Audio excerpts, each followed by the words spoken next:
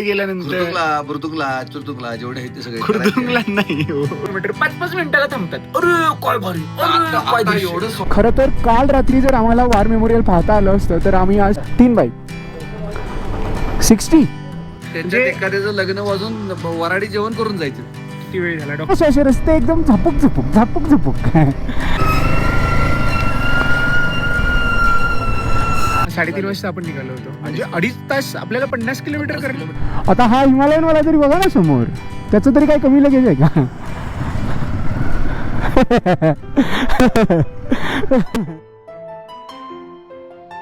द्रासमधील थंडगार सकाळी पुन्हा आमचा प्रवास सुरू झाला त्या शहराकडे, ज्या शहराचं स्वप्न कित्येक महिन्यांपासून मनात जपलं होतं. समोर होते उंच पर्वत, निर्जन रस्ते आणि प्रत्येक वळणावर बदलणारं निसर्गाचं रूप. या प्रवासात वेग महत्त्वाचा नव्हता, महत्त्वाचं होतं प्रत्येक क्षण मनापासून जगणं.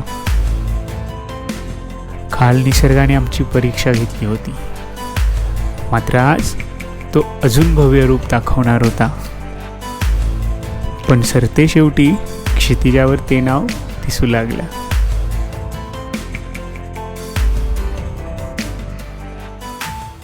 म्हणजे पुरटे व्हिडिओ करायला मी एवढं साधं सोपं गणित तुम्हाला कसं काय समजत नाहीये. तर अजिंक्य कसं वाटतंय तुला कारगिल मध्ये आल्यानंतर? कसंही वाटू देत, तुम्ही सांगा तुम्हाला कसं वाटतंय, कारण मी मागच्या वर्षी येऊन गेलोय. 4 झाली आता. तिच्या आईला मी रात्री झोपेत मी विचार करत होतो की पुढे कसं व्हायचं. गेल्यानंतर बुर्दुंगला चुरदुंगला जेवढे आहे ते सगळे खुर्दुंगला नाही किल्लिकला करायचे. बॉडी वॉर्मर्स काढले. मी हा एक विचार केला अजू, म्हटलं ते रीला बघितल्या तिथं बर्फात सगळी नाचाल्यात, ती असं झालं स्वतंत्र आपण जाता बोलत होतो. जाता बोलत जाऊ. सरांचे प्रीमियम मधले विषय असतील. सरांचे बरेचसे विषय मी ऐकलेले आहेत. आता पुन्हा नका त्यांना चार्ज करू, मला ऐकायचं नाही. मित्रांनो, 9:15 वाजलेले आहेत आणि आम्ही आहोत कारगिल पासून एक 50 ते 60 किलोमीटर मागे कारगिल वॉर मेमोरियलच्या इथे. सकाळी 8 वाजता कारगिल वॉर मेमोरियल पाहण्यासाठी उघडतं. 7:30 पावणे 8 वाजता आवरून तयार व्हायचं आणि कारगिल वॉर मेमोरियल पाहून यायचं आणि प्रवासाला सुरुवात करायची. बरोबर. साहेब किती वाजलेत आता? 8:30 वाजले असतील. 8:30 नाही, 9:15 वाजलेले आहेत. माझ्या एकट्याची अंघोळ झालेली आहे. सर आता उठलेले आहेत. Good morning. ते महाशय आता अंघोळीला गेलेले आहेत. आता इथून आम्ही कारगिल वॉर मेमोरियल कधी पाहणार, कधी निघणार, कारण अजून जवळजवळ 300 किलोमीटरचा आजचा आमचा प्रवासाचा टप्पा आहे. तो आज आम्हाला रोज 1000 किलोमीटर करते. काय 300 किलोमीटर? 1000 किलोमीटर 5-5 मिनिटाला थांबतात. अरे काय भारी, एवढं सौंदर्याचं आपण ज्या एरियात एवढं सौंदर्य आहे निसर्गाचं बघायला नको. मग सौंदर्य पुढे सुद्धा आहे. मग त्यावेळी आपण काय करणार आहोत? आपण हळूहळू जायचं. संध्याकाळ पोचते की बाकीची मंडळी आली, राहिली, आमच्या मागून आली, राहिली, गेली सुद्धा. आम्ही अजून इथेच आहोत. हे बघा आमच्या पसारा अजून, यांच्या बॅग सुद्धा भरलेल्या नाहीयेत. सामान काढलेलं नाही. भरायचं तर लिहिलं आमची गोष्ट. आता आंघोळीला गेलं तर सामान काढायला नको. आपण मोटरसायकलवर बसल्यावर भेटूया, तोपर्यंत काही सांगता येत नाही. म्हणजे जोपर्यंत आम्ही मोटरसायकलवर बसत नाही तोपर्यंत आम्ही कधी निघणार आहोत हे सांगू शकत नाही. आमच्या या रूमच्या खिडकीमधून दिसणारं दृश्य बघा. वा.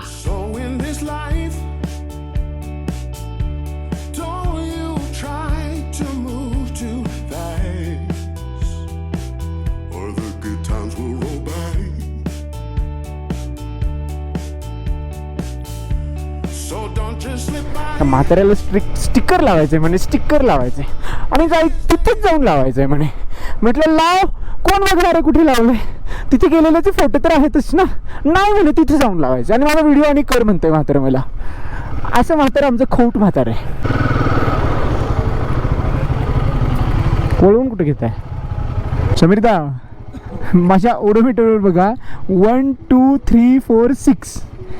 चला, हा समीरदांचं स्टिकरिंगचं काम झालेलं आहे. आता आम्ही पुढच्या प्रवासाला सुरुवात करत आहोत. उर्वरित नाही, संपूर्ण प्रवासच उरलेला आहे. चलो बाय, चलो चलो.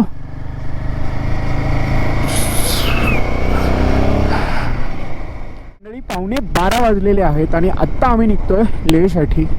आज फारच उशीर झालेला आहे. खरं तर काल रात्री जर आम्हाला वार मेमोरियल पाहता आलं असतं तर आम्ही आज सकाळी लवकर निघालो असतो, तरी आम्हाला निघेपर्यंत 9 वाजलेच असते, कारण एवढी जास्त थंडी होती की सकाळी थंडीत उठायचं धाडस कोणाचंच झालं नाही. 20 अंश सेल्सिअस तापमान दाखवत आहे स्पीडोमीटरवरती माझ्या गाडीच्या, तरी एक 12, 13, 14, 15च्या आसपास तरी टेम्परेचर नक्कीच आहे. त्यामुळे थंडी आहे, हवेमध्ये थंडी आहे, पण ती त्रास देत नाही आहे. म्हणजे जी प्रवासादरम्यान जसं वातावरण असायला हवं तसं वातावरण आहे, त्यामुळे मजा येणार आहे. पण थोडं मला वाटतं वेळेचं नियोजन आम्हाला करावं लागणार आहे जर आम्हाला वेळेत लेहमध्ये पोचायचं असेल तर. या रस्त्याला समांतर ही नदी वाहते एकसारखी, म्हणजे नदी ग्लेशियरचं पाणी जे काय असेल ते तुम्ही म्हणा. कारगिल किती 15 होतं ना मगाशी, आता 10 वर आला असेल. एखादा चेकपोस्ट असेल बरं का, कारगिलची हद्द सुरू होण्यापूर्वी ना चेकपोस्ट असतं. चेकपोस्ट म्हणजे फक्त नाव नंबर लिहायचं बस, काही नसतं दुसरं. नाही नाही नाही नाही, डॉक्युमेंट्स वगैरे तुमचं कोणीही बघत नाही, आधार कार्ड महत्त्वाचं आहे, that's it. Yes yes sir, yes sir. तुम्ही पुढे थांबा. तीनों एक साथ है, 3 बाईक 60.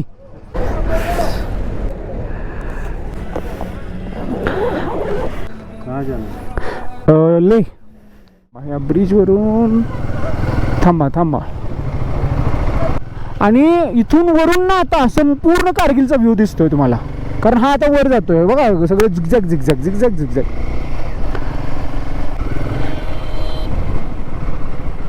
हा, इथून व्ह्यू छान येतो, कारण इथून नदी सुद्धा व्यवस्थित दिसते. कसं वसलंय बघा ना हे शहर बरोबर. आणि ते या बाजूला बघा की घरं कशी आहेत, अशी टप्प्यात टप्प्यात टप्प्यात. कारगिल मागे पडलं होतं, पण आमच्या प्रवासाचा सर्वात कठीण अध्याय आता सुरू होणार होता. कारण प्रत्येक वळणाबरोबर हिमालय एक नवीन आव्हान घेऊन उभा होता. या प्रवासामध्ये आम्ही फक्त अंतर पार करत नव्हतो, तर प्रवासादरम्यान येणाऱ्या प्रत्येक आव्हानांवर मात करत पुढे जात होतो. वैष्णव रेस्टॉरंट, अरे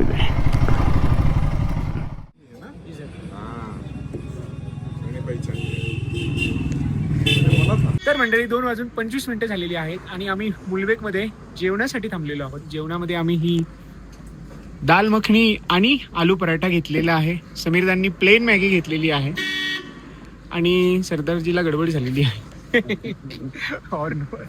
अशा निसर्गरम्य ठिकाणी आम्ही जेवण करण्यासाठी थांबलेलो आहोत. अशा निसर्गरम्य वातावरणात जेवण करण्याची काही माझी पहिली वेळ नाहीये, पण या दोघांची ही मात्र पहिलीच वेळ आहे. समीरदांची पहिलीच. गार गार गार थंड गार वारं आहे. रिॲक्शन बघा कसं आहे सर. कसा आहे विषय खोल आहे सरांच्या याच्यावरून, एक्सप्रेशन वरून माझ्या लक्षात.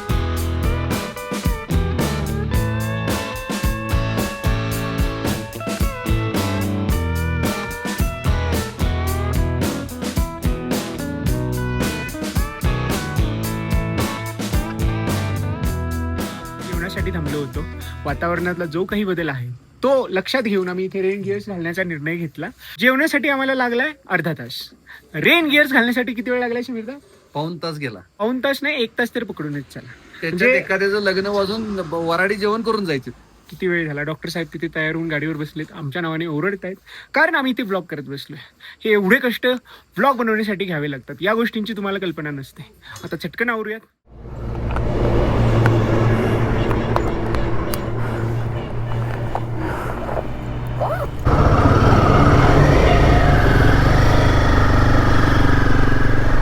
चला. नाही शेवटचं असणार आहे. अरे बापरे, कसली होती बघितली का ही गाडी? 600 bhp की टॉर्क आहे 600. मग टॉर्क किती आहे? आई शपथच.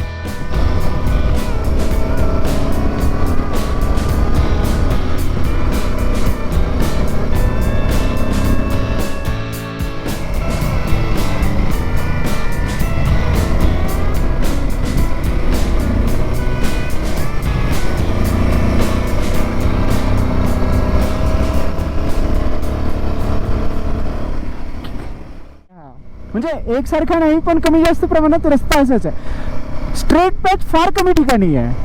असे रस्ते एकदम झापूक झुपूक झापूक झुपूक. तुमच्या आधी मी पोहोचलो सुद्धा. थांबा थांबा, काही गडबड करू नका. ब्लाइंड कॉर्नरला थोडं थांबूया. हे बघा आलाच.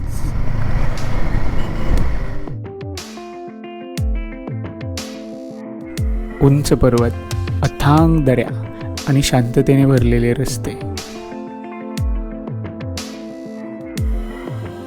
प्रत्येक वळणावर हिमालय नवरूप दाखवत होता. थकवा होता, पण स्वप्न त्याहून मोठं होतं. पण आमच्या मोटरसायकलच्या इंजिनचा आवाज त्या पर्वतरांगांमध्ये घुमत होता.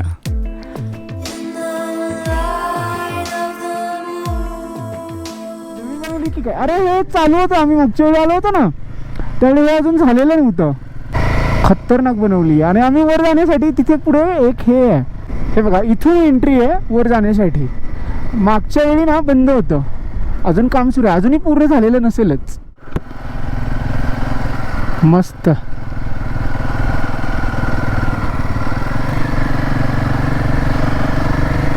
पुढे पण आहे हे बघा उजव्या बाजूला, उजव्या ते बघा त्या. या पुढे या, दिसतंय तुम्हाला.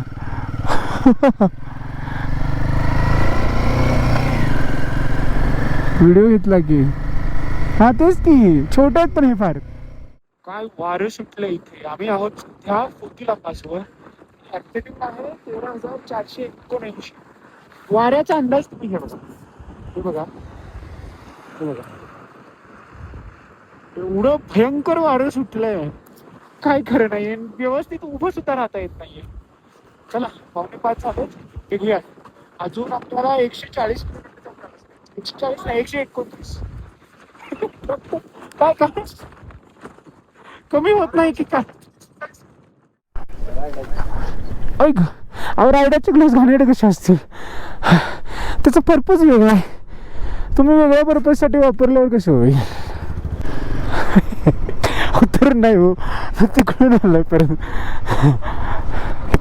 समीरदा तुम्ही माझ्या बाजूला या, तुम्हाला गंमत दाखवतो. देख देख तेरे संसार की हालत क्या हो गई. ओ रस्ता.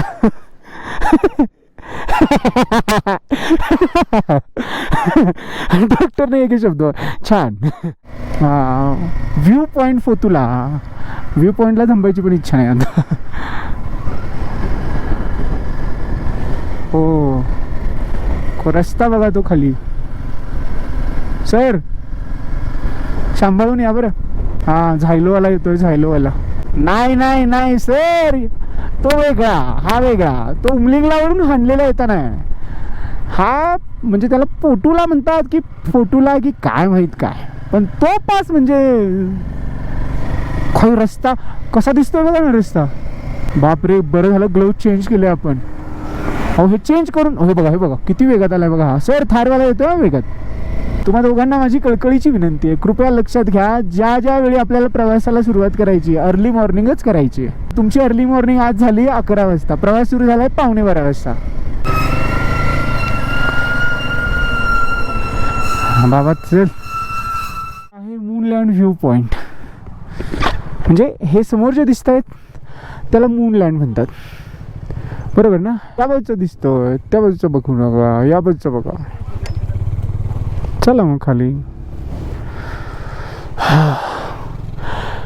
120 किलोमीटर अजूनही लेह शिल्लक आहे ॲज पर मागे दिसलेला बोर्ड. NX 400 कोणती गाडी आहे. NS असेल NX. अच्छा NS होय. म्हटलं NX 400 ही कोणती गाडी आहे. NX 500 ऐकली. बुढ़ा गाड़ी स्लो हो गया अभी. नदी का पानी रस्ते पे, रस्ते के लोग नदी में. ये अच्छा था गुरु. आईला काय काय इन्व्हेंट कराल तुम्ही, काही सांगता येत नाही. थांबा हे ट्रकवाले जाऊ देत, कारण हे एकदा अडकले की त्यांची गाडी चढत नाही. या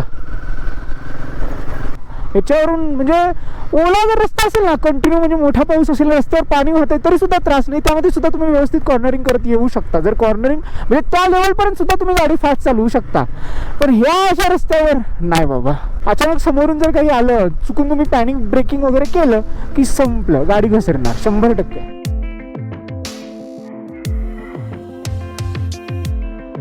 सतत कोसळणाऱ्या पावसामुळे कंटाळा येत होता, पण निसर्गाचं भव्य रूप पाहून तो कंटाळा दूर व्हायला मदतही होत होती. असंख्य वळणं, असंख्य आठवणी, मात्र थोडासा थकवा सुद्धा. पुढचा प्रवास सुरू करण्यापूर्वी गरज होती फक्त एका गोष्टीची, गरमागरम कॉफीची. कारण काही क्षण रस्त्यापेक्षा कॉफीच्या कपात जास्त सुंदर सापडतात. हा 3:30 वाजता आपण निघालो होतो, म्हणजे 2.5 तास आपल्याला 50 किलोमीटर किलोमीटर यायला. बापरे. ऍक्च्युली रस्ताही तसा होता ना समीरदा, म्हणजे फार मोठा पाऊस नाहीये आणि तीच अडचण आहे. कारण मोठा पाऊस असेल, रस्त्यावर पाणी जरी वाहत असेल, त्यावरून गाडी चालवताना एक कॉन्फिडन्स येतो. पण आता जो रस्ता आहे, एक छोटे छोटे थेंब पडतात, रस्ता थोडासा स्लिपरी झालेला आहे, त्यामुळे आम्ही फार सावकाश आलो इथपर्यंत. आणि तसं तो घाट सेक्शन होते, घाट सेक्शन असल्यामुळे बेंड्स होते बरेच किती मोठे मोठे होते, मोठे मोठे, रिस्की होतं एकदम. तुलाच्या इथे आम्ही थांबलो होतो. बापरे, भयंकर थंडी होती, भयंकर. म्हणजे मी तर विंटर ग्लोव्स घातले होते तरी सुद्धा मला त्रास होत होता. मग आता म्हटलं थंडी थोडीशी कमी झाली आहे, पण कंटाळला, त्यामुळे आम्ही या इथे अशा निसर्गरम्य वातावरणामध्ये कॉफी घेण्यासाठी बसलेलो आहोत. ॲज पर सर, कॉफी खूप छान आहे, समीरदा सुद्धा सांगतील. बेस्ट आहे. कारण हे दोघेही कॉफी प्रेमी. अजूनही आम्हाला 1-2 तास तरी आरामात लागतील, जास्तच लागतील. बघूयात आता इथून पुढचा अपडेट, कारण इथून पुढे वेदर बऱ्यापैकी क्लिअर वाटत आहे. बघू आता पुढे गेल्यानंतर. चला चला, मोकळे पुढे, रस्ता पण स्ट्रेट आहे. आता जाऊया, मोकळा आता बऱ्यापैकी रस्ता, म्हणजे स्ट्रेट पॅच रस्ता. इथे जर तुम्ही मॅप मध्ये बघू शकला असता ना, तर तुम्हाला समजलं असतं. आता रस्ता बऱ्यापैकी सरळ आहे, एकसारखा. जर प्रो ड्रायव्हर असता तर ओव्हरटेक करून गेला असता. कसा, उदाहरणार्थ असा टर्न नाही. अरे मेरे को सब दिखता है रे इधर भाई. इधर एक कॉर्नर आहे सर, कॉर्नर आहे इथं, ट्रकच्या मागेच या. कोण नाही, या या या या या येऊ शकता. डबल सीट असल्यामुळेच लगेज एवढं जास्त आहे, दोघांचं लगेज असणार ना. आता हा हिमालयन वाला जरी बघा ना समोर, त्याचं तरी काय कमी लगेज आहे का?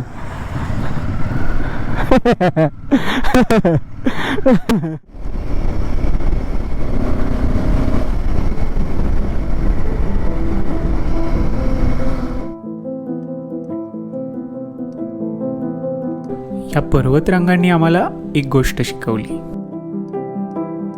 अंतर गाठण्यापेक्षा प्रवासावर प्रेम करणं जास्त सुंदर असतं. आणि त्याच प्रेमाने आमची चाकं पुढे सरकत राहिली लेहच्या दिशेने. लेह आता फक्त नकाशावरचं नाव नव्हतं, ते आमच्या प्रवासाचं पुढचं वास्तव होतं. हा इथे पुढे थांबतो, तिथे फॉगलँडचा कव्हर काढतो. पठार साहिब 11,533. काय ना, मला काहीच दिसत नाहीये, तर पर्याय नाहीये. हा एअरपोर्ट आहे की काय? You are entering in aerospace. चायला जाऊ दे, वाचायच्या नादात घोटाळा व्हायचा. आलो आपण, आलो लेहमध्ये आलो समीरदा. 8:27 झालेली आहेत आणि लेहमध्ये आपण पोहोचलेलो आहोत. इथं मागच्या वर्षी ना, इथं फ्युलअप केलं होतं आम्ही, कारण इथून आम्ही कुठेतरी, हे बघा ते वरच्या बाजूला काहीतरी दिसतंय ना, बघू आता काय लाईट वगैरे आहे. फॉग लॅम्प लावायची गरज नाही. हो, उजव्या बाजूला एअरपोर्ट आहे. अरे इधर ही दिखा रहा है. हाँ, सिंगी पैलेस यहाँ पे ही है.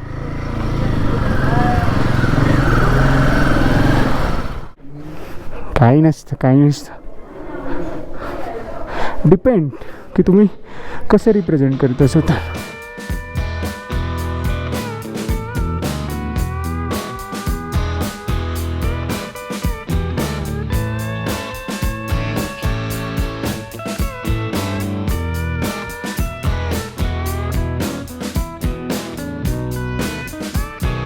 सर तर कायमची मुंबई आहे सरांची.